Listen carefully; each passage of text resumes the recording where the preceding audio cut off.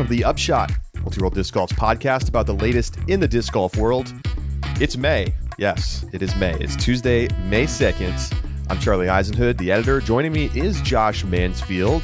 Josh, happy May. The spring is here. Hopefully it stops snowing, Pocatello. It is. It was 80 degrees yesterday. So yes.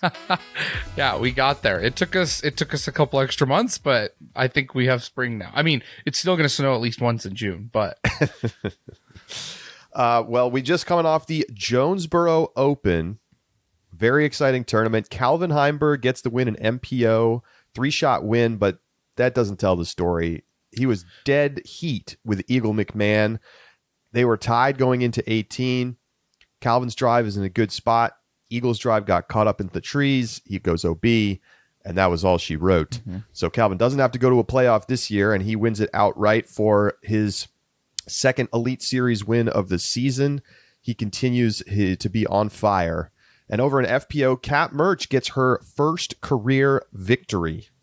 And so very impressive. I should clarify, tour victory, of course. But first Elite Series win. She comes off the great showing at Champions Cup to come out and get the win and screamed like a banshee after she won. Congrats to Kat Mertsch. What a win for a player who's been clearly just dying to get to this point and finally got there. I really think disc golf is better when you have those displays of emotion that Kat Mertsch displayed. It's very reminiscent of like the Paul Macbeth roar at the end of USDGC when he beat Kyle Klein in the playoff.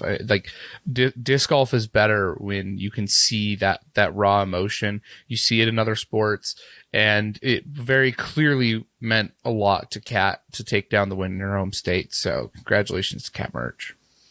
Quick mulligan. I was talking last week. I was going on and on about Evan Scott and his showing at Champions Cup in the top 10. It was Aiden Scott. Just dumb brain fart. And I promise you I'm going to mess this up again.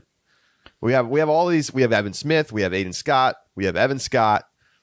There's a lot of these names that they're close, but I'm going to get it right. So apologies to Aiden. Great tournament, young man. And I will get it right next time. Well, we're going to probably talk a little bit more about Jonesboro later, but we have to get to the big news that is just dropped. And that is that Jomez has been acquired by the Disc Golf Pro Tour. And without further ado, we're going to get straight to an interview. We're going to be talking right now with Jonathan Gomez, the founder of JomezPro, as well as Jeff Spring, the CEO of the Disc Golf Pro Tour. They're going to join us right here next to talk about this acquisition and a massive move in the media landscape. Josh and I will break it all down after the interview. And if you want to hear a lot more about Jonesboro, make sure you get yourself an Multi-World Disc Golf subscription. Our Rapid Reacts last night was awesome. We went almost an hour talking Jonesboro. Josh and I made a crazy bet. So get yourself a subscription. We're probably not going to go full deep on Jonesboro because we've already talked so much about it in our React show. Remember, we do a React show for every single Elite Series and Major of the year, and we do multiple during the majors. So well worth your $4 a month. Without further ado, let's get straight to this interview with Jonathan Gomez and Jeff Spring on the heels of this maybe not entirely surprising, but still monumental news in the media side of disc golf. We'll be right back.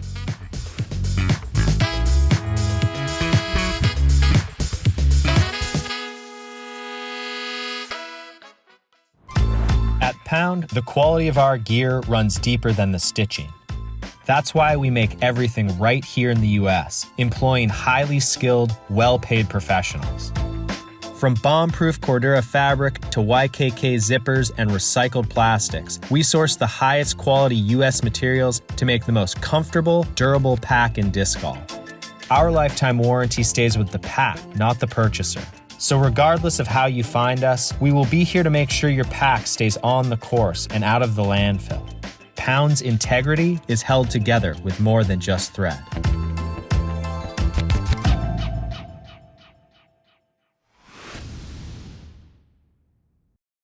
Joining us now on the Upshot are Jonathan Gomez, the founder of JomezPro, as well as Jeff Spring, the CEO of the Disc Golf Pro Tour. Jonathan, Jeff, welcome. Thank you. Thanks for having me. Yeah. Thanks for having us, Charlie. Thanks for being here. Obviously, this is pretty massive news. I think I'd love to hear from Jonathan first, just on what led to the decision to get to the point where you sold your company to the Pro Tour. Yeah, so this is actually something that we've kind of had in the works for quite some time, maybe the better part of a year, maybe even a little bit longer. But basically, as we have come up since 2017, we committed to being on the tour full time. That had a lot to do with the Disc Golf Pro Tour whenever Steve Dodge was in charge. And of course, the Pro Tour has gone through a couple different iterations, or at least just one major shift in 2019. And ever since we've just been basically building our companies kind of parallel to each other, we decided that for this to continue being successful in us being a media production company, there's a lot of things that happen as you continue to build your company where it's not just a bunch of camera guys, or editors. And there's a lot more that goes into it. And thankfully, as we've grown alongside the Disc Golf Pro Tour, you can see that they have put a lot of work into the administrative side of things, the operational side of things. And it finally just came time for us to say, like, look, we have the same vision, we have the same goals. And for us to be successful, I think it makes the most sense to start entertaining the idea of possibly just kind of combining our efforts so that we can all play to our strengths. And especially for us as video guys, like I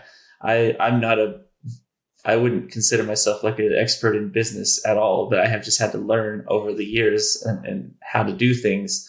And to the Disc Golf Pro Tour's credit, Jeff being the CEO and everyone in the company that they've built as well, they have a lot more of like the administrative side of things, the operational side of things. They were a couple steps ahead of us, and it was just like, we need that type of support so that we can get back to what, got us here in the first place. I think that's just my assessment of it and what made the most sense. And of course, whenever we brought the idea to the team, they were all very excited about it because of what it meant, because we were all taking on a lot of extra tasks and stresses that were really kind of taking our focus off of what we wanted to do, which is provide disc golf, tournament coverage and other types of media to the fans without, there's only so many hours in a day, and it's pretty, most people that have any experience with it know that focusing on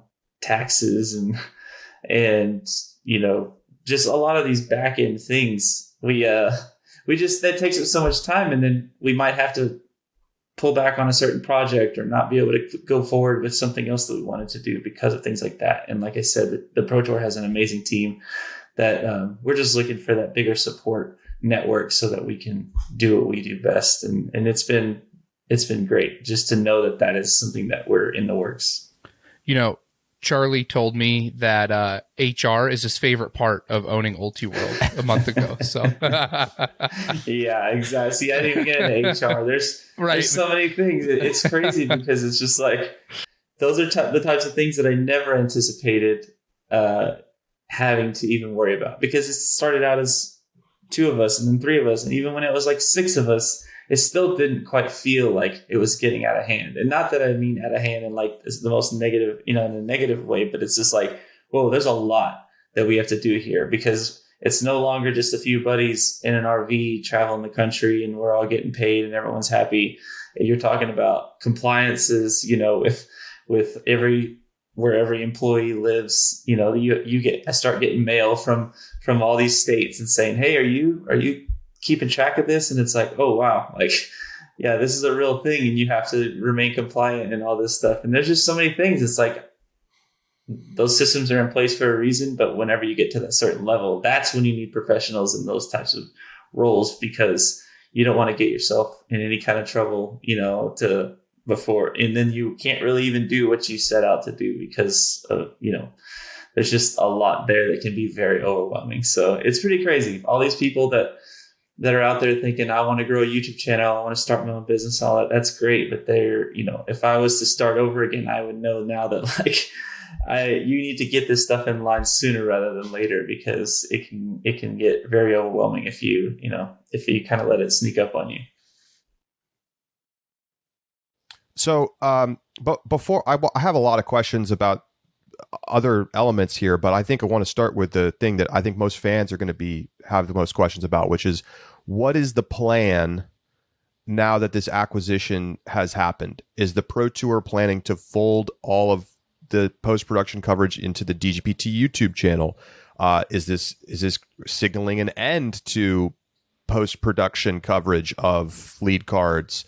Or is the Jomez brand going to continue as it is today? How exactly is what does this mean for the Jomez YouTube channel and, the way that fans have gotten accustomed to consuming YouTube coverage of DGPT events? Yeah, so the great news about all of this is that there's not going to be any changes to anything that people know and expect from JomezPro. The YouTube channel is going to be there, and as it always was. The tournament coverage is going to continue to be next day for free on YouTube on our channel. When you think about it, the Disc Golf Pro Tour in this acquisition was wanting to acquire JomezPro because of what it is and the value that it has to the community. You don't want to come in and buy a car and then dismantle it, for all the parts if you know that has value. So that's exactly what we're doing. And for us, it's about, again, just having access to this support system to maximize efficiencies, not only for the JomezPro side, but for the Disc Golf Pro Tour side, because we have value that we can help, in turn with the resources that we have.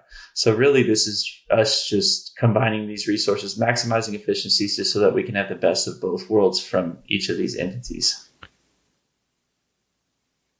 Is that idea of like the continuation of the Jomez YouTube channel, is that written out in a contract? And if so, is there like a sunset clause that the Disc Golf Pro Tour, and Jeff, I guess I direct this one to you, is the Disc Golf Pro Tour going to preserve the Jomez YouTube channel for the next 3 years, at which point you may reassess and consider whether or not you want to put it under a different brand, change release schedule, etc.?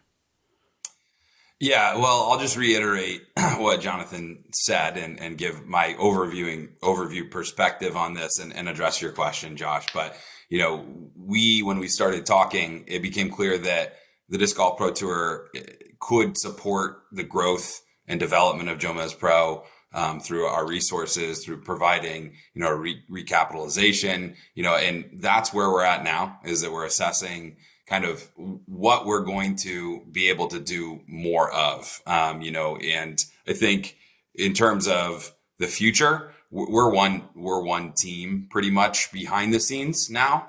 So we don't have necessarily like a contract for the future. We know that over the course of the next 3 years, for the foreseeable future, what we can anticipate is things will stay the same. Is some of the changes that we've already seen been a part of this? For instance, Jomez has been running the live cameras for DGN at events this season. Also has been covering FPO lead card for the first time in a long time. Were those elements of this deal and this kind of like closer, partnership and now acquisition? Yeah, absolutely. In no way would we have been able to take on MPO and FPO in a full-time capacity without certain things in place wherein we utilize some of the resources from the Disc Golf Pro Tour and vice versa. Because as you said, some of our camera operators have been on there doing the live. That has a lot to do with having other people that are able to help us with the editing side of things, or anything on the post-production side, because that is this crew is working around the clock now. I mean, MPO next day coverage was always a heavy lift, but now with MPO and FPO, turning that around the clock, doing twice the work, this is exactly the type of thing that we're able to provide now because of this type of deal in place. There's no way we would have been able to do it because we couldn't have afforded to hire on even more people to do what we're doing. It was more about, these are the people that we have now. If we wanted to do the FPO coverage as well, how can we shift around some of these things? And that's where it took a lot of time from some of our crew members to like really sit down and say, how many hours would it take to add this in from a full-time perspective? There's a lot that goes into that. And then of course, working with the production side of things on the Disc Golf Pro Tour side, Sam and Kevin, on each of our sides just worked for weeks trying to go back and forth saying, how can we make this work? And they were both very, very instrumental in making that happen. And of course, all the people around them that make it happen as well. But yeah, there's no way that this would have happened and we would be doing what we're doing, currently without knowing that this deal we were basically working on it the entire time, but knowing that we had to start the season and then finally get to the point where we were able to make this official. Yeah, it Jeff, was my next really question. Yeah, sorry, Josh, but it was really about maximizing efficiencies kind of in that moment. With this such a core part of our media strategy, we wanted to make the call before the season started, just piggybacking on what Jonathan was saying. But I'll kick it over to you, Josh. Sorry about that. No worries at all. That happens. My question for you right now, is there intentions then moving forward to make Jomez kind of the sole wing of post-production for the Pro Tour? Right now, for example, I know that Central Coast does silver events, but looking to next year, is the intention to expand and grow Jomez, that the Jomez brand is the one that handles anything and everything post-produced for the Disc Golf Pro Tour? Well, no is the answer. This deal was just encapsulated in this deal. So we haven't had any broader thoughts past getting this deal done. It took, a lot of work on both sides to really understand the businesses and understand the structure and understand the values and craft a deal that really worked for both teams. And, we were really kind of laser focused on that. So when I think about, kind of what this means more broadly, all I can say is that, we didn't do this deal with the thought that this is going to have a secondary or tertiary effect on other partners. So I would say, we've got great partnerships, right now. I think that the door was open for FPO because, GK really, came to us and said, we're not as interested in going, full in on this element. So we were kind of working around that, hey, what will we do here? Will we push and keep it on GK, or will we go in a different direction? So the pieces just kind of fell into place there. Speaking on kind of, but GK is still involved tangentially here with the GK Pro Skins, hiring them as contract work, at certain events. And, we have a great partnership with Gatekeeper Media. And then, as you said, Central Coast. So, I think that, we'll take 2024, when it comes on those, individual discussions with our other media partners. But, in terms of the secondary and tertiary effects of this deal, we were just really kind of focused in on getting to this point, where we're at now. And we're really, really excited about it. Jonathan, I'm curious to know if this was something that you envisioned in the past. I mean, we're literally 14 months from an announcement that you were going to be paying $250,000 a year for the rights to MPO lead card. And now your business has been acquired by the Pro Tour. So did that money even change hands? What happened in the last 18 months, let's say, that seems to have really changed the complexion of how this was working? Because you had a substantial company. I think you told us you had 20 employees last time we had you on the show. And now, you're kind of under the umbrella of the Pro Tour. It's clearly something has changed there.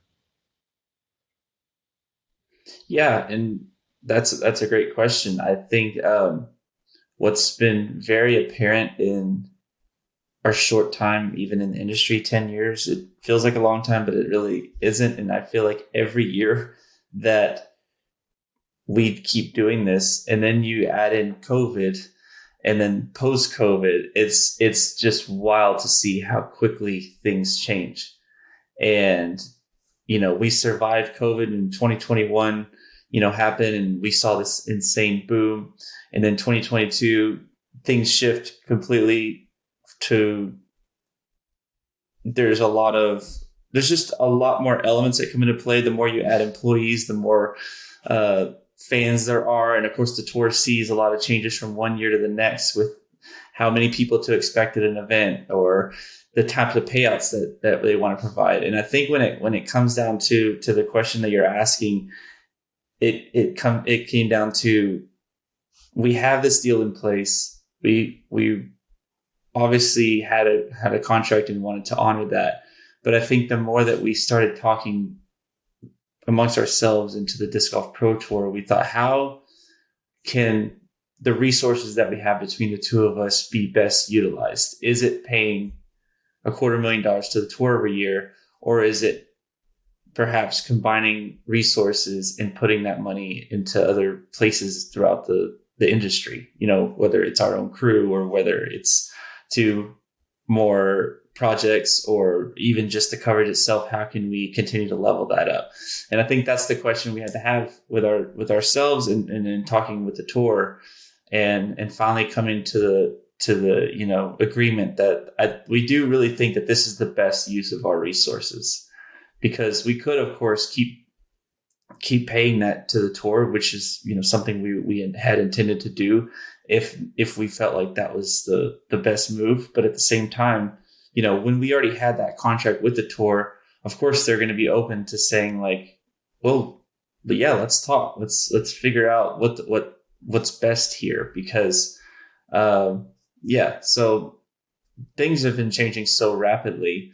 And for us to finally get to that point where we think that this is the best next move for us. And I think it's going to be something that starts to show the benefits, not only to our company and to the Pro Tour, but to the fans and the players, very quickly. And first thing up was adding FPO. We just wouldn't have been able to do that. And honestly, if that contract was still in place and we were making those payments to the tour, then those resources wouldn't have been able to go into figuring out how to continue to elevate the product and to provide more to the fans. So I think it just came down to like that deal in its time was really awesome, and we made it through the first year of it. But at the same time, as we started getting further along, we just thought like, how is this really the best way to move forward, or is there a better way to just be the most efficient with not only the human resources and everything, that the hours that we put into, but the financial resources? And I think that it's showing very quickly, like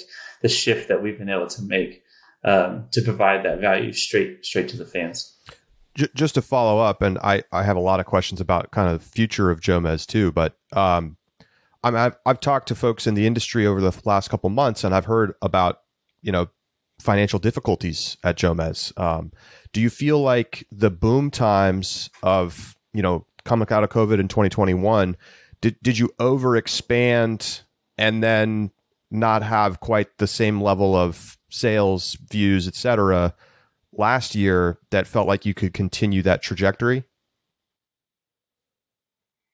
Yeah, I mean, I think I've mentioned this in at least one other interview, but yeah, it's no secret to anybody in the disc golf industry, especially anyone that was running a business, whether it's, disc manufacturers or other media companies or anybody we basically were very fortunate to have this trajectory that every year that we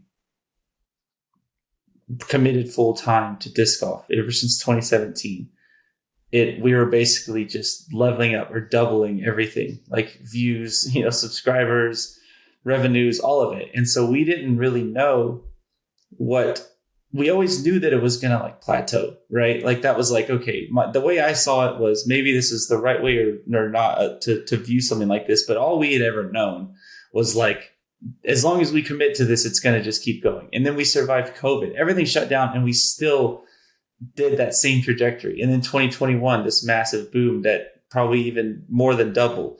And so for us, it was like, when are we going to see something, if ever? That's not, obviously it was going to happen at some point, but to have 2022 come in and do what it did, which I like to kind of call it like a COVID hangover or something, because we had the COVID boom and then we finally said, okay, everyone caught up to the demand as far as disc sales and merchandise sales. 2021, as soon as you could put a disc up, it was sold because the demand was so high.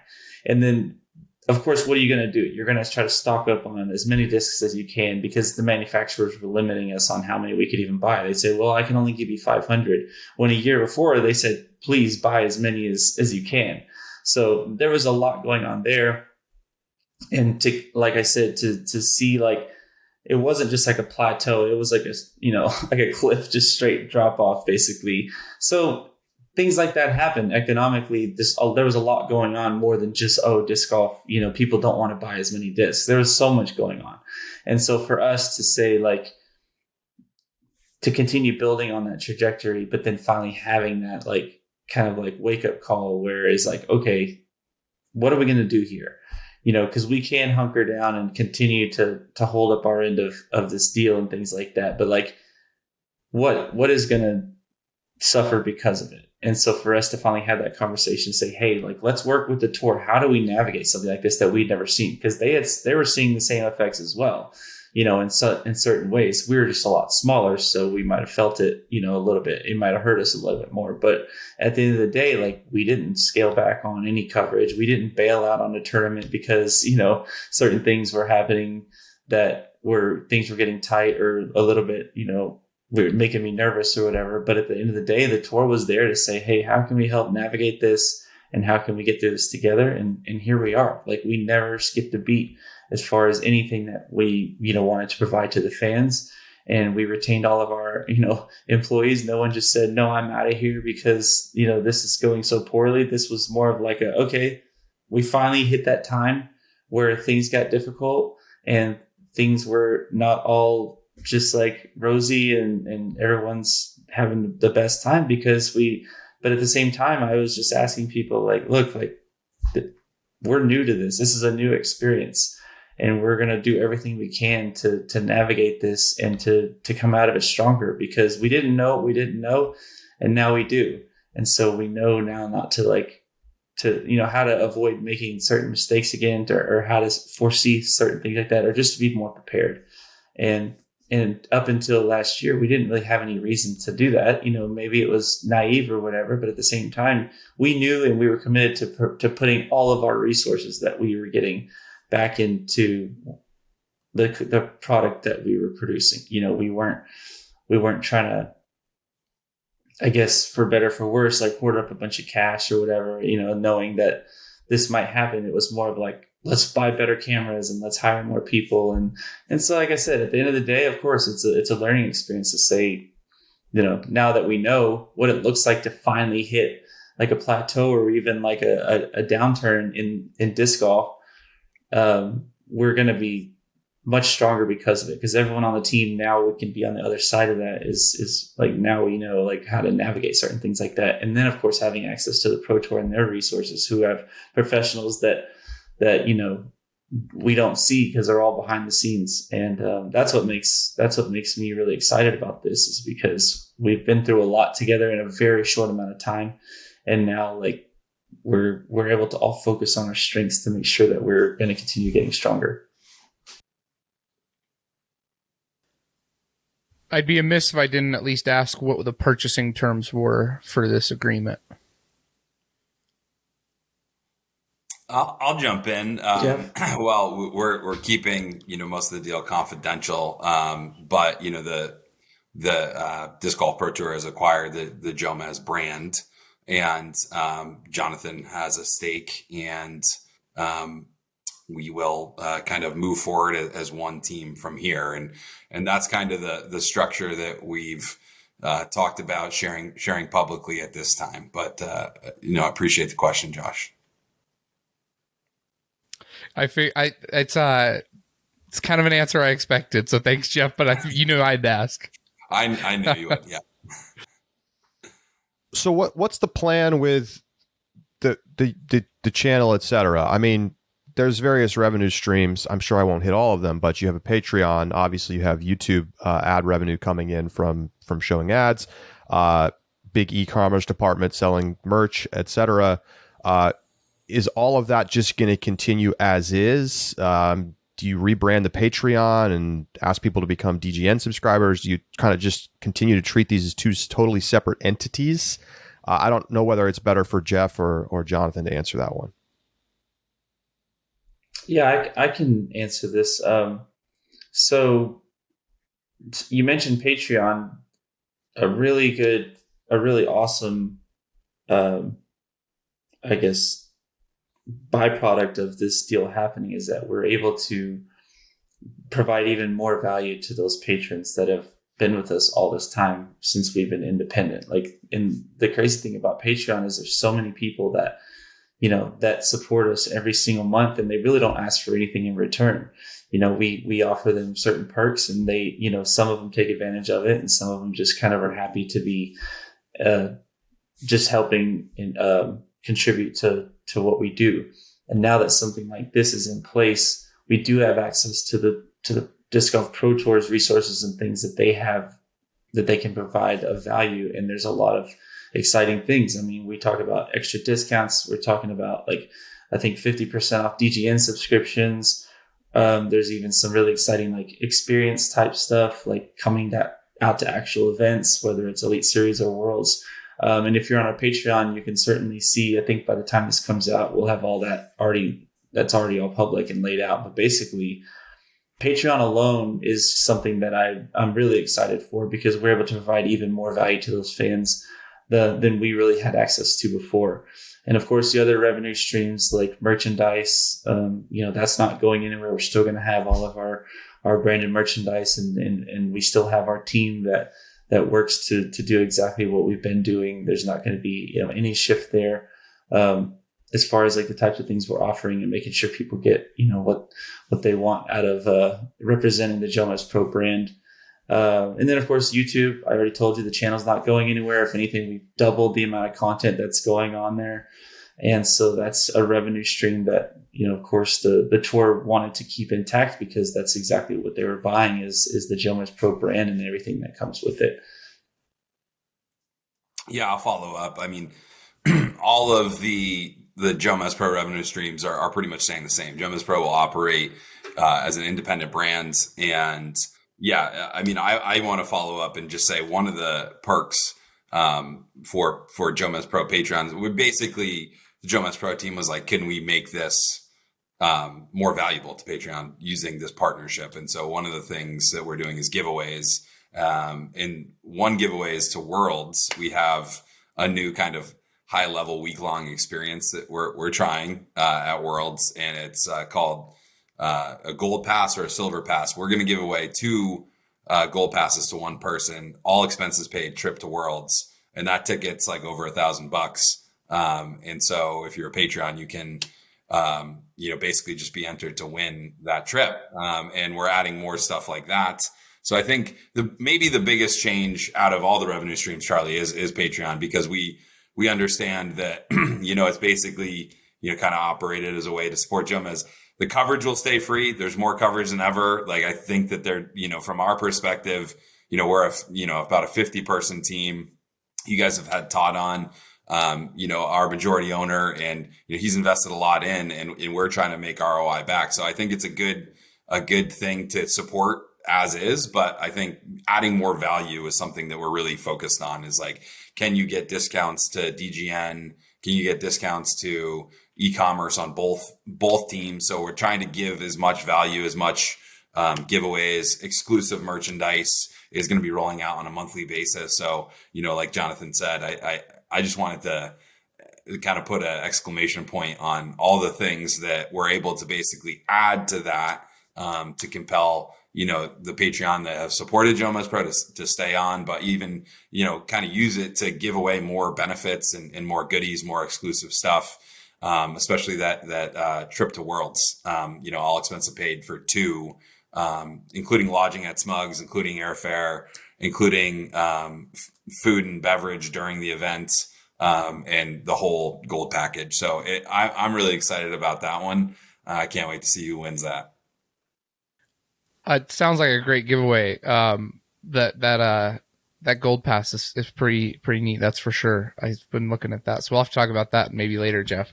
Okay. But I wanted to ask a little bit about on the operation side, as well as kind of Jomez has been doing a little bit more partnership with like Paul Macbeth Foundation, with in other aspects. You've done as well like live shows and the live during Worlds, kind of the live coverage sort of thing.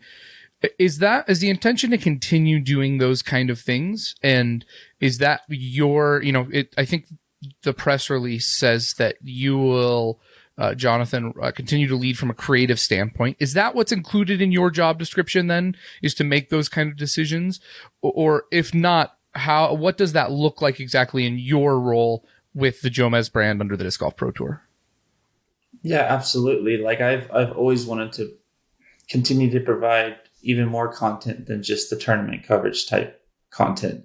And we already kind of talked about last year how we had to start tightening up, in order to provide the core product and of course, the liabilities that we had in place, like the contract and all kinds of things that we had. And so that extra content type stuff was kind of the first thing to go, because we knew that like we wanted to continue supporting those things, but if we still have to maintain our obligations and of course the biggest one was tournament coverage. And so that really was unfortunate, because we still were able to do putting game, and we did Beyond Disc Golf, and we did some work with the Paul Macbeth Foundation, but there's, a dozen other ideas that people have that we want to be able to greenlight. But in a year like last year, that those are the types of things that have to be cut. And it happens in any business. You have to make some kind of cuts, and rather than, cutting employees or something in the middle of the season, those are the things that are more important in that time. And so we had to make other sacrifices. And what I'm really excited about with this acquisition is now we can kind of open that back up, open up that discussion, have access to more resources, and be able to greenlight more things like, off the course type stuff that people do want, that just doesn't quite make as much money. So it's not as easy to commit, resources to, but now we have access to a bigger, partnerships program that can help us find the people that might be willing to be on board with helping us fund those types of projects. And of course, the human resources, the crew that we have, and the access to equipment. There's so much more that by combining this, that we can not only support the Jomez side of things, but even have some of the Jomez people support some of the DGN side of things, the things that the DGN provides. And that's exactly what we're trying to do, is just, play to each other's strengths, maximize our resources, and provide the most value. And so being able to have this in place now, that I can start to help focus on exactly what you're asking, trying to get more of these types of projects off the ground and provide that value. We have so many great things that we were able to do last year, but there's also a lot of things that we had to pull back on, and now we can open that back up. And I'm really excited for that, because of course we want to continue to provide the most content. Coverage is great. We're doubling the amount of coverage, but that's not enough for us. We're not saying, well, that's good, and everyone should be happy. Of course we want to provide even more than that. And this is exactly the type of benefit that we can get from the situation that we're in now. Yeah, I have to know, and I can follow up a little bit too. Sorry. Just want to piggyback on that. Just saying, clearly Jonathan is one of the best media minds that disc golf has ever had. So we are just excited to allow him to look forward. Now that we're at this point, we can kind of start looking forward. We were really focused on getting here, but looking forward and saying what else will we do? Some of it will be maybe late season, but I'm looking already at 2024, 25, what else can we do in the media landscape that isn't just reinforcing the post-production, improving the post-production, or having, Jonathan said, already we're seeing improvements to the live with the Jomez, JomezPro has some of the best media professionals in the sport. So they're already helping workflows, helping improve our product on Disc Golf Network. So, one project, and I think we can talk about this now, that we're working on, that will be on Jomez eventually, is a docuseries of Paul McBeth going to Europe. So that's something exciting that is going to be able to be funded and have some creative oversight there. And, we look at some other projects that are coming down. I think that we said we won't make too many promises yet until we really look at the slate and the opportunities that are in front of us. But that's one that, I think we're excited about. And it's an expensive project, but like we believe that it's going to be really exciting and a really good end result. So sorry, Charlie. No problem. Jeff, how do you decide what goes on Jomez versus what goes on the paywall side of DGN?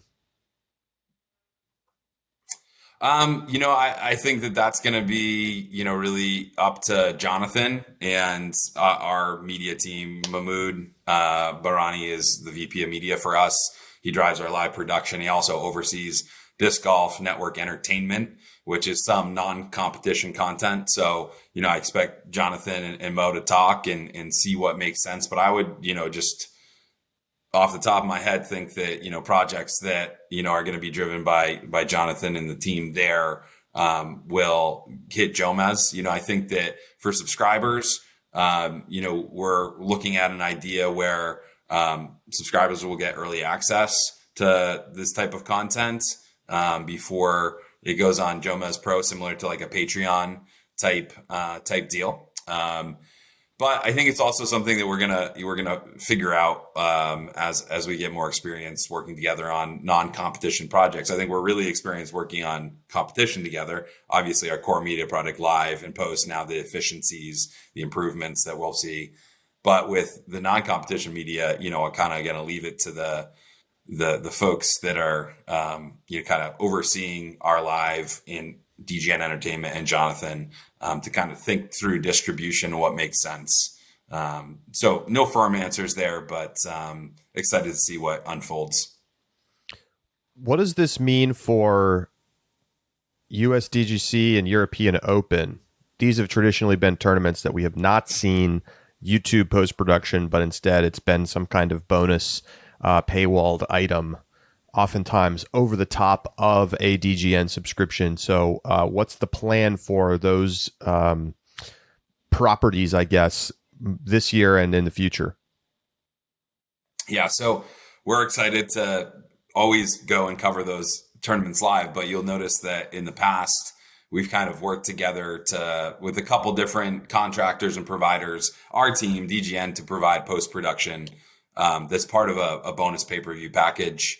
And this year, our intent is to have that be a Jomez production that's part of that package. I don't think that it will change. It won't change distribution, that it will be next day at that point in time, because it's not, I know that I think from the fans' point of view, it may be our decision alone that we're doing this with these events, but we're working hand in hand with the event owners and the media rights owners to gain media rights to those events in terms of USDGC and European Open, and UC and Jonathan are great to work with, but the vision for those events are just a little bit different. And so, we work with them to create special programs and really focus on live. And so that will be the same this year. But, as part of this package, we do have post-production that's created, given to subscribers or pay-per-view buyers, and then released 30 days later.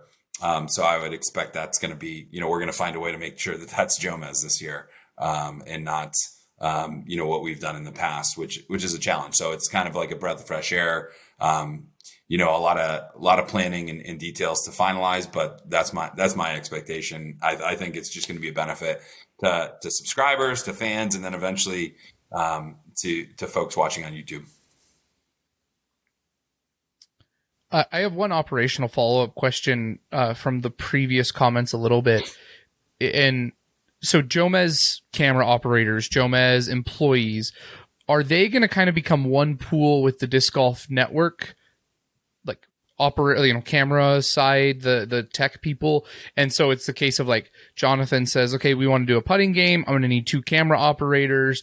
And then, you allocate you allocate 1 editor and 2 camera operators, but it may be any one of the pool of talent of people available who can help in that world.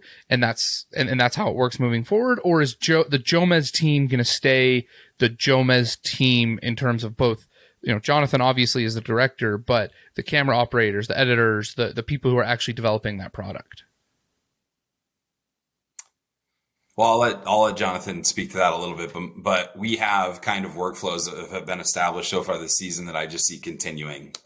Basically, that JomezPro is, its own entity, its own brand, its own department, and we're supporting each other. So like, I think the main thrust will be, JomezPro Creative will go and pitch ideas and do them if they need support. And this happens like behind the scenes anyway. I think like we hire contractors sometimes from Jomez or Central Coast or from different entities, the same as Jonathan has in the past. So I really will be, the type of integration will again, I leave it to, Jonathan to say, hey, I need X, Y, and Z for this one. But, from my point of view, it's kind of already established in that, if JomezPro needs support, like we're here and it's integrated. And if we need support, it's vice versa, but it's more of a supporting role at this time. And I'll let Jonathan speak to that too. Yeah, I mean, it's exactly like what we've been saying. It's just having access to that wider network. So, of course, we have our team that works well together, but we also have been working with the Disc Golf Pro Tour, the Disc Golf Network staff for years now. So whenever something like this happened, it wasn't like this, like, oh my gosh, how are they going to handle working together? Like, they've already been doing it. This is why it makes so much sense for us to be doing what we're doing, because we already have this insanely talented group of dedicated people that are out there. And it's one thing to be an experienced editor or camera operator or what have you, but it's another to have committed your life or many months of your life every single year to being out there at these events, to being out on the road. And so we know what it takes and what it means to have those committed people and to be able to give them those opportunities. And of course we have our team, but they also have theirs, and we all work together really well for that reason, because we know what it takes, versus bringing in someone new that doesn't exactly know, and we do have new people come in and it takes a while to kind of get acclimated, but at the same time, like knowing like these are the dedicated people that we have to help us execute these projects and to see these visions through, and to have our Jomez team and now the DGN team, which makes even more sense for us to kind of have those crossover times. That's what's really exciting about it, because we've already been working together and now it's even more official, and it's not like it's us versus them in certain ways. There's not really, we kind of removed that barrier where it felt like who's gonna outlast the other. It's not even like that anymore. So, right. So I think probably my last question is, Jonathan, we just heard about the Macbeth in Europe docuseries. Any other teases of some new projects that you're planning to work on now or in the future, now that you have this kind of broader base of support from the tour? I'm not able to do it yet. I want to, but I'm not able to give you really any more yet, other than just telling you that like, we're very, very excited. I mean, I can't thank Jeff and their team enough for wanting to kind of go through this process, because we both have kind of gone through this process together, right? Like the tour has seen some change of hands before, but not really in the sense that it's happening right now. And of course, we've never been through this, because I didn't even have, any business experience 10 years ago before any of this happened. So, again, I just want to reiterate how excited I am for this, but to know that like we can have so many more exciting things on the horizon that we can't quite talk about yet. But at the same time, I already told you how last year we had to pull back because of our access to resources, because of being independent and not really having a wider network to help not only just spread out the day-to-day type of things, but, financial and otherwise. And so now knowing that we're on the other side of that and have nothing but amazing people to help support us and have access to resources that we haven't before, so that we can continue doing exactly what people expect from us and then some, because there's a lot of things we haven't been able to do because of just either access to other crew members or equipment or financial type of things. So that's all I can really say for now. But at the same time, I can tell you, like, hopefully you could tell by my excitement in this how much I'm really, really looking forward to the future of this partnership together, so that we can, start to really hit it hard with the types of content that we haven't really been able to do in the past. Awesome. Well, thank you both so much for coming on. It's a fascinating time in disc golf, and excited to see what this can mean for all of the content creation that's going to be possible out of this.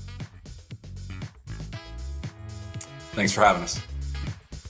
Thanks for coming. Jeff Spring, Jonathan Jomez with us here on the Upshot. We're going to take a break. Josh and I will break it all down next.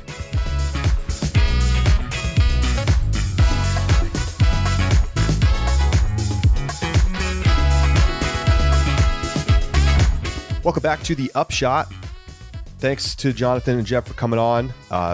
Very interesting development here, Josh. And, there's a lot we could get to. I think mostly a lot of fans who are not super engaged and listening to the Upshot and following this stuff in a really high level way are probably not going to notice anything different if they're just like Jomez fans, That's what it sounds like. I think you're right. I mean, if anything, I think the Patreon, they obviously are going to read and see the announcement, but for the most part, the very casual Jomez and like fans are probably just going to be excited because of the additional content that Jonathan has hinted towards. And how many years have we heard people complain that they don't get to see USDGC on Jomez? Like that's for me, I think, going to be one of the biggest takeaways. It's not going to be on Jomez, Josh. I mean, eventually. Eventually it will. Eventually. It may not be, next day still, but the fact that Jomez is the one who's going to be running that. Yes. And it'll be under the Jomez brand, like, for I think 80% of fans, that's going to be their biggest takeaway from this whole deal. There's a lot we can talk about here. I mean, for one thing, I will say, and some of this stuff is just kind of grapevine, and Jonathan acknowledged this without really getting into any kind of specifics, I think, but there have been financial challenges at Jomez. I've heard that basically the $250,000 payment to the Pro Tour, like that just never really happened. Like that money didn't change hands. And, I mean, I suppose even if some of it did, it's all moot now. But clearly the e-commerce side of things, like everybody who buys a Jomez product, like Josh, you bought a Jomez something, right? Yeah, I've got a couple. I've got I think a Jomez jacket. And so you're projecting this kind of sales, but the problem is, have you bought anything since the Jomez jacket? And see, I think this is exactly what's been happening across the industry, and it maybe hit Jomez particularly hard because they expanded to meet this level of demand, but then like people aren't buying discs because they already have a Jomez disc, so not buying the next Jomez disc. I'm sure they have super fans who buy every drop that they come out with, but Jonathan described it as a cliff in 2022 that just like boom, suddenly sales are gone. Their staffing had gone way up. They'd obviously committed all this money to the Pro Tour, and there have been real challenges, I think, with making sure that they can take care of their entire full-time staff. Of when Jonathan told me that they had 20 full-timers, I was like, oh my god, that is wow. Like I had no idea how big they'd gotten, and perhaps it was a little too much too soon. I think the other notable difference, so when we talk to a lot of industry folks, they say growth in 2022 was not like it was in 2021, but there was still growth. right? A lot of people telling us that it's returning to pre-pandemic kind of growth levels, but still growing. So for Jonathan to describe it as going off a cliff actually is a pretty stark contrast for me. It's not like I think it's easy to say, oh yeah, well that's how it was for lots of disc golf, right? And I think Jonathan even himself tries to allude to that, but I don't think I've had anyone in the industry say, oh yeah, after COVID, like we had drop off. That's not been the case at all. It's still grown, just at much smaller margins. I don't know if we've heard that all the time. I mean, Jeremy Rusko came on here and said that their sales were down in 2022.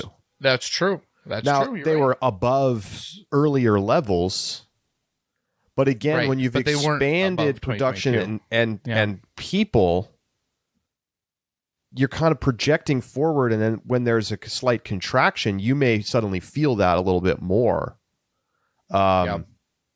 It's an interesting situation. But this is a total about face. Like it felt for so long like Jomez was the one running the show in media, and that they held the cards. And that it was the Pro Tour and the PDGA who really needed Jomez. And we've had this conversation in the past about like, where's that? It's a symbiotic relationship, of course, but like who holds the cards? And for a long time, it felt like Jomez held the cards. And as live has chipped away at the viewing audience, and we've seen maybe it was 80-20 post-production to live, now has probably slid to something like 60-40. I mean, maybe not in raw numbers, but in terms of like the hardcore people who want to watch every tournament, more and more people are shifting to watching live coverage away from watching as much of the Jomez. And that, I think, is the undercurrent of all of this, which is that like this was an inevitability that it was going to get harder for post-production teams. And I have to say, Josh, I feel like if I'm a gatekeeper or a GK or an ace run, I'm like, what am I doing here? My cat is bugging my camera. Get out of here, Lynx. Sorry. So I just feel like I don't see like what's the path for those companies. With the Pro Tour now having the optionality to basically say we want to in-house anything we want that's post-production, this is not a good sign for these other companies, as consolidation has kind of been the theme so far in 2023. That's exactly the point I wanted to touch on. And I asked a little bit about it and didn't get much of an answer there. But like, I don't think Central Coast is paying the Disc Golf Pro Tour to cover silver events. Probably not. I mean, I don't know. I this is pure speculation, right? But that does not feel super likely. If anything, it's kind of the Pro Tour wanted coverage of silver events. Central Coast is like, yeah, like we could take Central Coast was producing it for the Pro Tour last year, so presumably was getting paid. So perhaps now they're just not getting paid, and it's just you do it. We don't pay you. You don't pay us. That would be, you just get whatever money you get from revenue. That's what I would expect. That's kind of what I imagine as well. That's kind of my, but now, like you said, I know. I mean, though all other post-produced who have worked with the Disc Golf Pro Tour in the past, like why would you do that if you just paid the lump sum up front to have your own? Right. That is my biggest takeaway industry side, is that and it's not like it would be one thing if the Disc Golf Pro Tour acquired Central Coast or Gatekeeper or GK, right? And it had a post-produced team, but not one with the kind of brand and power of Jomez. Then that would be a really interesting, like, oh, okay, so like Disc Golf Pro Tour is releasing it on GK 2 days after Jomez does, but Jomez is still paying for lead card rights to do same day or next day coverage. Like that would have been an interesting kind of tension, I think, between the two. But to acquire the behemoth of Jomez with all of its brand power, views, and YouTube presence, that is the most interesting part of this entire discussion. It's massive. It's massive. I mean, yeah. And like, what is even the future of silvers? You know, you look at a silver event these days. Pros are being enticed to go because of the points setup. Yep. They look like Elite Series events in many cases. They are getting full 3-day live coverage. In theory, in the future, I mean, they are getting post-produced coverage. Perhaps it will end up being on Joe. Like, I just feel like the entire silver concept is maybe like the lines have blurred significantly between what is an Elite Series and what is a silver, besides what you call it. Right? The same way that we're like, what is an Elite Plus? Right? Oh, bonus points. Well, okay. What is a kind silver? of like a playoff, Charlie. It's the same thing in the reverse. It's all the same thing, right? They're all these tournaments that the big pros go to, and they all play these Now, obviously, some pros are not playing the silvers, but it still often feels like a regular tournament. And it's and now from the media side, it's no different, right? Like Blue Ridge felt as much as a 100%. Elite Series event as Music City, if not more so. If not more so. Like that, and so I just think it seems clear to me that next year the Pro Tour is going to be like, well, we want that content on our platform, because now Jomez, when you're watching a Jomez video, you're paying the Pro Tour now, and that also, yes. I'm interested. What is going to happen with the Jomez Patreon? Because now a Jomez Patreon subscription is you putting money into the Pro Tour, the same as the DGN subscription. Like, all of this money is flowing to the Pro Tour. This is such a monstrous consolidation of like the media power of the Pro Tour, that I just feel like all the eggs are in the one basket now. Mm-hmm. And,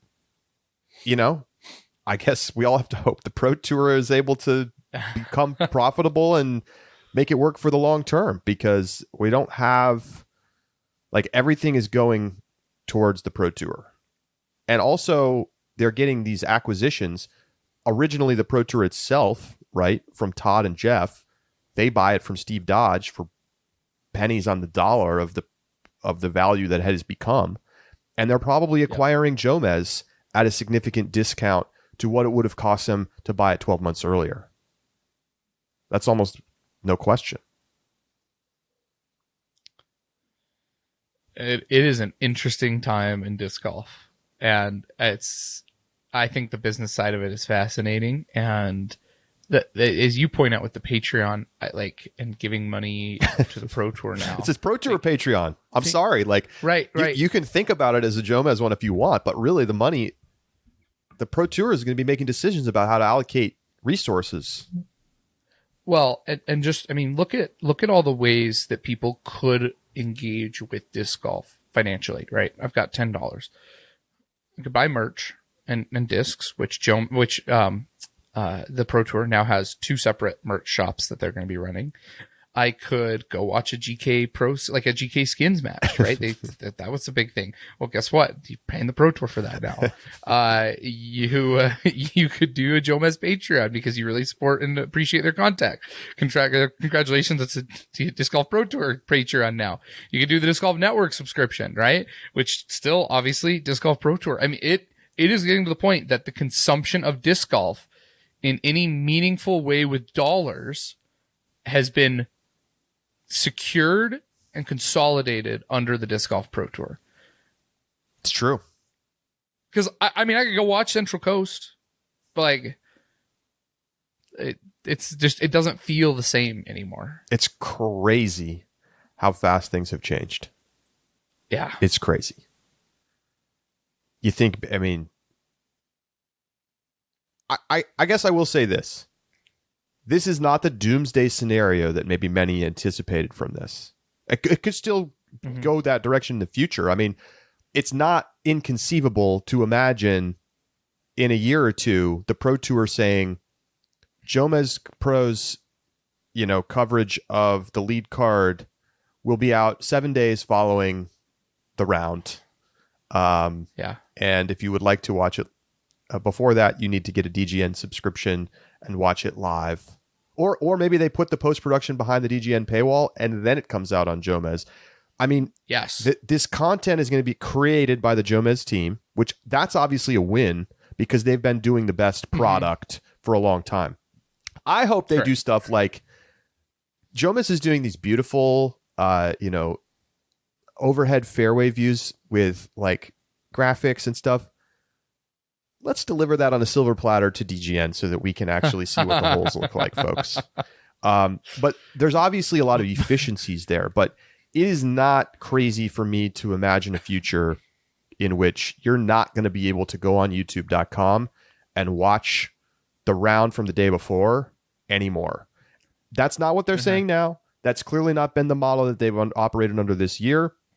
But as DGN continues to grow as a platform, it just makes obvious sense to put the content there first, reward the people who are paying you dollars. Maybe you give it to the Jomez Patreons too, because they're also paying you dollars. And then you put it on YouTube for free 3, 5, 7 days later.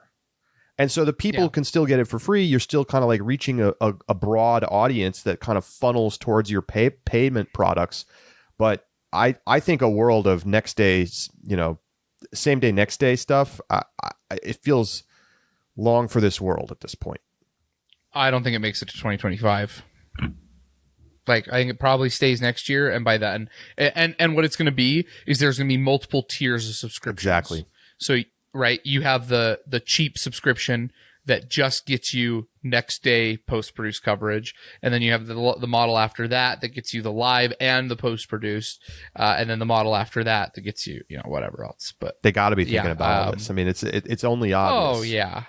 And I think, honestly, this is better for post-produced than what could have been the alternative, which is Disc Golf Network sees Jomez as competition, right? It's detracting from revenue.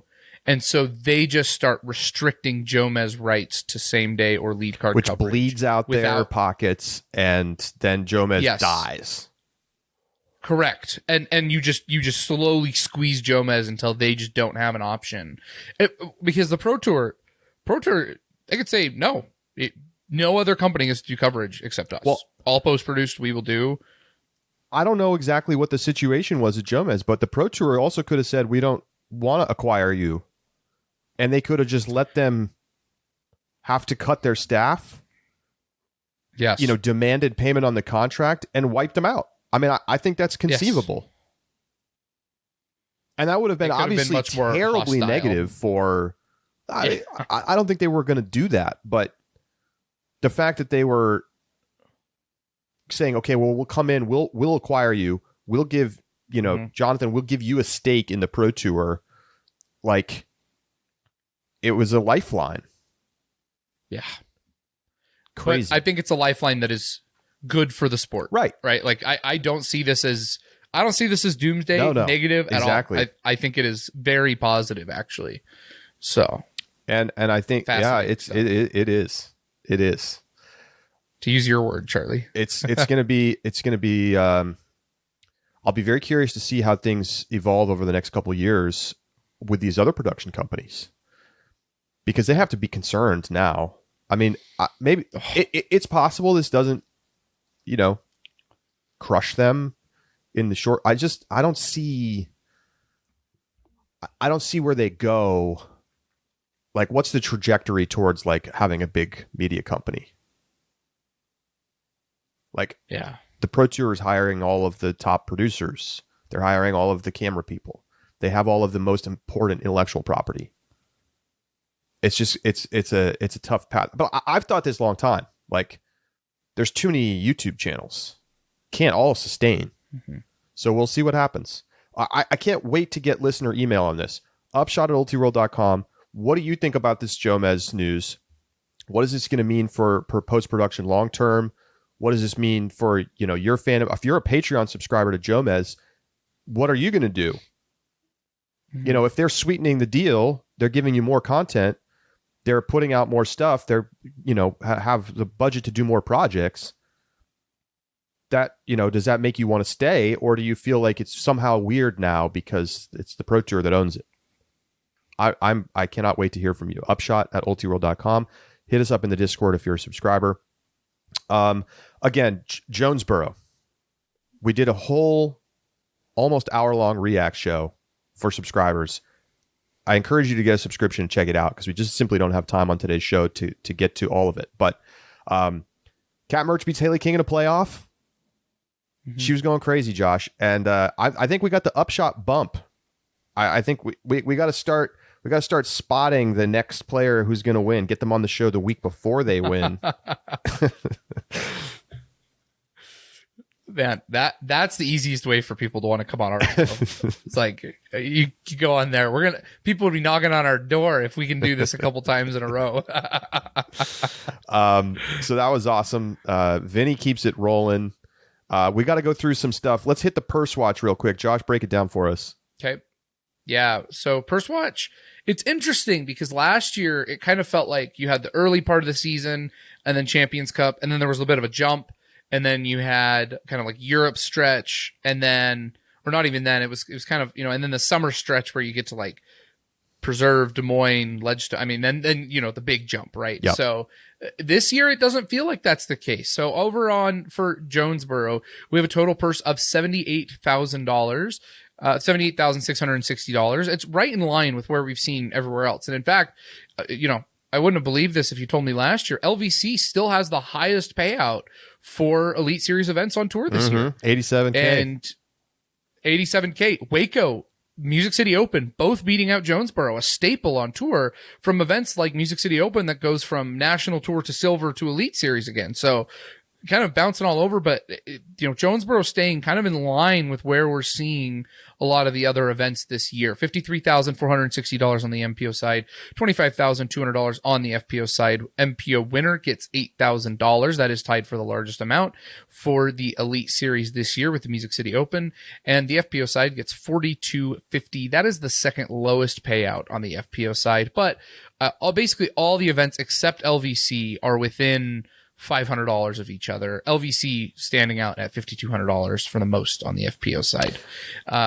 9% increase this year for Jonesboro's payout. They were up from $72K last year. So I think I'm definitely starting to temper my expectations for where we're going to see payouts outside of the big tournaments like Portland and Ledgestone, which sort of by definition of this new Elite Plus moniker are going to be offering more substantial payouts. I would expect to see both of those in the, $125K and up department in that area, something like that. We'll see.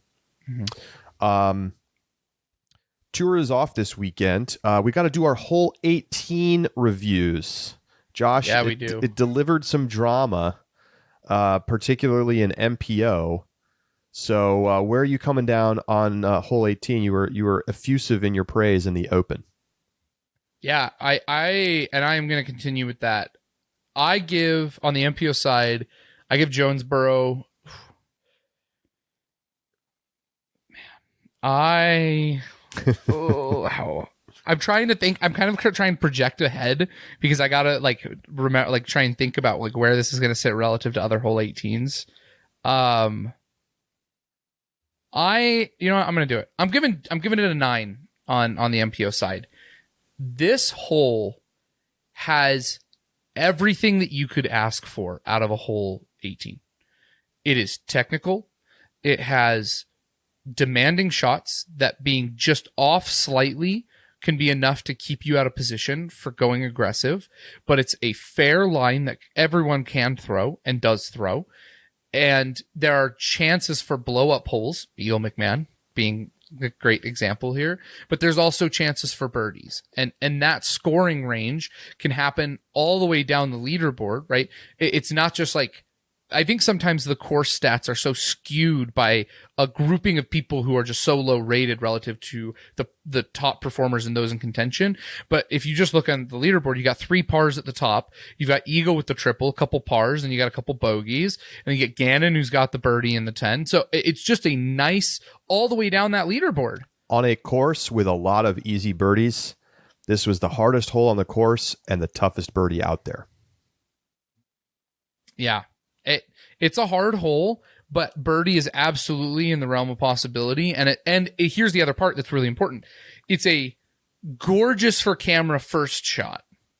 and easy to follow line.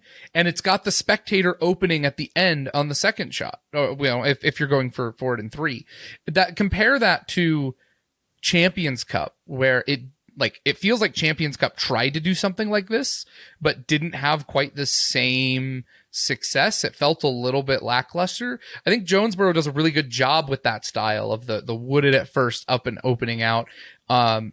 It's the hardest hole on course. I think it is the defining hole of this course. I give it a 9. I love it. I'm going to give it 8s in both FPO and MPO. I certainly don't. I'm largely in agreement. I think what's nice is that there's multiple options for how to attack the hole. Like we watched Calvin go up the gap, and then we watched Eagle go over the trees, and he'd birdied to the first 2 rounds. He just slightly missed the line. It did a little wind stuff, caught the trees, out of bounds, tournament over. And like that, that's intriguing, right? It's not just everybody plays it the same way, everybody takes the same score kind of a hole. There's risk reward. There's danger on both sides. Again, on a course without a lot of that. I think, to me, they need to take a little bit of a cue from hole 18 and apply some of those difficulty principles to some of the other holes on the course. I think this course needs a refresh. I talked about a bunch about that in the reacts. But yeah, I mean, it was a very, very good final hole because there's real drama, and it's not, doesn't feel fabricated. Like if you want to push a crazy hyzer high over the trees on the right side, you can, and you can be rewarded with a really nice birdie, or you can be punished and have what happened to Eagle, and obviously he ended up getting even more crushed because he was trying to press to try to make something happen and force a playoff, but it didn't happen. So really very interesting stuff. And hey, like even on the FPO side, like there was drama because there was Kat, had to hit that putt, and like it was really windy. She needed to force a playoff. Haley was right under the basket. It maybe not as much, but still an interesting hole. I think great scoring separation. You look at the final round at FPO, 24% birdie, 47% par, 20% bogey, 9% a double or worse. That's what you're looking for. And that's true. I actually downgraded mine because I do like the FPO side. I'm actually only going to give it a 6 though. I think this hole doesn't have enough danger in order to create the intrigue necessary. And let me tell you why. Of those who made cash, there were only 4 bogeys. Missy Gannon, Jessica Weiss, Emily Beach, and Allie Smith. If you look at them, every one of them had at least a 2-putt in circle 1. Sure. So they missed a circle 1 putt to go bogey. With Emily Beach 3-putting to go into bogey rather than getting a birdie. I wonder if they could move up the pad and make it a par 4. That's what needs to happen because it's too. I think it is too easy to play for par. Yeah. And so if it was in a situation where it was worthwhile to push, right? For example, Cat Merch being down by 1, then that's good. But otherwise, I don't think that. I think it's the risk reward just isn't quite dialed enough for FPO to the point that it is a birdie opportunity, but it also can just be a very safe par, and there isn't punishment for going for that birdie like there is on the MPO side. So still, I think this is ranked now my best hole of the year on FPO, but I don't think it is quite as well tuned. Though the course stats, like you mentioned, that I think that's a consequence of below the cash, you only have 2 birdies. Above the cash, you have a handful of birdies. I think it's a little bit needs a touch of tuning. Bring the pad up. I hear what you're saying. I think you're underrating it slightly. I might because you're comparing it to cash line, but the thing is, the cash line is being defined by who is playing well and who's not playing well. So obviously, you're going to have some separation there. But yeah, I maybe should only give it a 7 in FPO because I don't think it's as good as a whole as it is for MPO. I will say that. And I was thinking maybe I was trying to decide between 7 and 6 as well. So we balanced each other out. You may be overrated it a touch. If you're are you bumping yours down to a 7? All right, I'll bump mine to a 7 too then. I think that's a fair compromise. Either way, so it still averages a 7. Either way, this is the highest hole 18 in both MPO and FPO for us so far this season. And that seems very justified. Yep, I think so too. Okay. What else we got? Over under Drew Picks Gibson and over under. You said he wouldn't make the cash. Josh, come on, man. Drew Gibson easily made the cash. Yeah, he did. So he didn't have a great tournament, but he made the cash line. And then picks. You took Calvin, didn't you? I did take Calvin. Wow. Yes, I did. Yeah. Josh taking Calvin and Kristen and then crowing when he gets one of them right. Classic. See, I was in great shape here because I was like, okay, if Calvin wins, I get points. But if Eagle wins, he's on my fantasy team. So I don't really care who wins on this one. We both had Kristen Tatar winning. And look, this was a classic spot where a player was just not going to have their best game. And I feel like in hindsight, there was a combination of things that made me pick Kristen. One, she crushed here last year. It was just dominating. Two, she looked insanely awesome at Champions Cup. But here's the thing. Think about how much mental energy and focus went into Champions Cup. Yeah. She had that one circled on her calendar for 12 months. And then she came out. She destroyed everybody. And then she was probably like, you know what? I'm ready to go home. Yep. I'm ready to go home and hang out in Estonia. And I think her mind was already on the plane this weekend. You know, the other motivating factor is you're tired of losing points when I pick Kristen, you don't. So as long as I'm picking Kristen. I had Calvin Heimberg on my podium. I got a point there. Josh had Haley King. Yep. I had Cap Merch. So, I mean, I get a moral victory for having Cap Merch on my podium, I think. Yeah, I think that's fair. It was a good Josh. Pick. It was funny. I had Holland instead of Haley. Holland finishing fourth, right? So like not a bad pick by any means. And then last minute I was like, you know what? I just think Haley King's going to play well here and made the swap, and I'm glad I did because I think I go. Are we doing 3 for the winner? I think it's 3, right? Yeah, you got to check it out over at discgolf.ultraworld.com/upshot-picks to check out all of the scoring. And so Josh got 4, I got 2. Yeah. Does that I think that puts me ahead now. You might be slightly ahead, yes, because we were tied, I think, after last week. It's been a great battle so far this season. It has, thank goodness, because I sucked last season. So I'm glad that I'm getting some points here. More to come. We'll probably talk a little more Jonesboro on Thursday's show. Thank you so much for tuning in. That is going to do it for our show here today.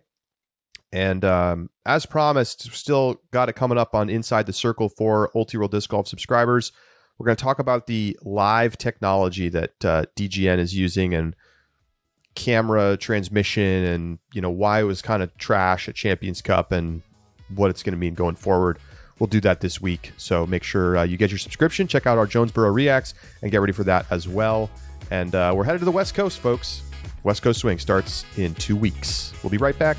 No, we won't. We will not be right back. We'll say goodbye. We'll talk to you Thursday right here on The Upshot.